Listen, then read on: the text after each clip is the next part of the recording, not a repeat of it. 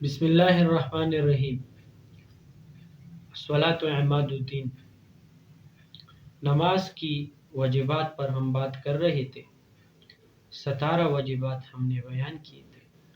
18ویں number کا واجب نماز میں یہ ہے کہ عید کی دوسری رکعت میں رکوع کرتے وقت تکبیر کہنا یہ نماز میں واجب ہے۔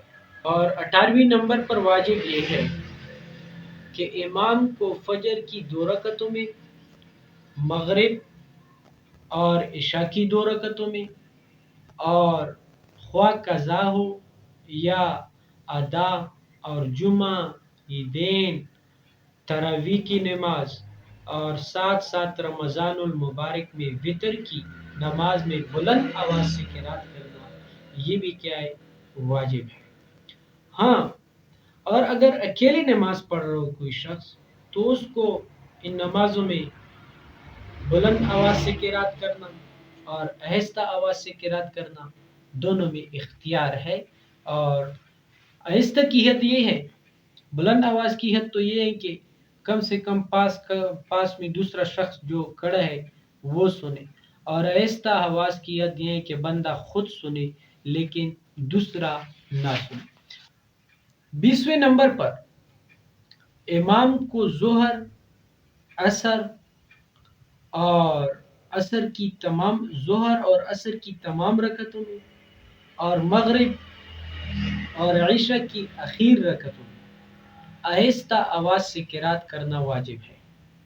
اور 21ویں نمبر پر واجب یہ ہے کہ جو نوافل دن کے وقت پڑھی جاتی ہے اس میں قرات آہستہ آواز سے کرنا، اور جو نوافل رات کے وقت پڑھی جاتی ہے اس میں قرات بلند آواز سے یا آہستہ آواز سے کہنا یہ دونوں میں اختیار ہے، اور یہ بھی نماز میں کیا ہے؟ واجب ہے۔ اور 22 نمبر پر واجب نماز میں یہ ہے کہ اگر کوئی شخص اکیلا نماز پڑھ رہا ہو تو فجر، مغرب اور عشاء کی قضا دن میں کرے گا تو ان میں اس کو آہستہ آواز سے قرات کرنا چاہیے، اور اگر رات میں ان نمازوں کی قضا کرے تو اس کو بلند اور آہستہ دونوں، یعنی آہستہ اور بلند دونوں طریقے سے اختیار ہے کہ وہ چاہے تو بلند آواز سے قضا کر لے، اگر وہ چاہے تو آہستہ آواز سے، تو اس میں اختیار ہے، یہ بھی نماز میں واجب ہے۔ اور 23ویں نمبر پر اگر کوئی امام مغرب یا عشاء کی پہلی اور دوسری رکعت میں سورہ فاتحہ کے بعد دوسری سورت ملانا بھول گیا تو اسے تیسری، چوتھی رکعت میں سورہ فاتحہ کے بعد دوسری سورت پڑھنا چاہے یہ، اور ان رکعتوں میں بھی بلند آواز سے قرات کرنا کیا ہے؟ واجب ہے۔